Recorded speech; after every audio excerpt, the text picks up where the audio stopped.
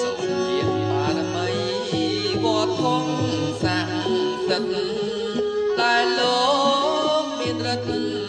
អំណាចចេស្តាការពារគុំក្រងអង្គលោកមេបាថ្ងៃមង្គលការកូនប្រុងកូនស្រីមង្គលឧត្តមសាងសំប្រណិតពេលលាល្អពិតមានជោគមានជ័យអុជធូបថ្វាយផ្កាព្រះរតនត្រ័យគុណកែវទាំងបីដោយក្តីជ្រះថ្លា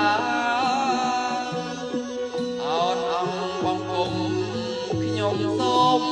វន្ទាអង្គអត់អើយព្រមីនឹងស្ដេចទេវតាគង់ងីធរណីព្រះពីស្នូកាអារៈអ្នកតាម្ចាស់ដីសូមជួយការពាររារាំងបាំងបិទតត្រូវឆ្ងាយចិត្តគឺទាំង8ក្លបខ្លាចរទ្ធី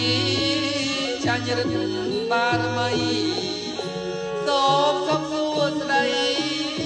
ជ័យមង្គល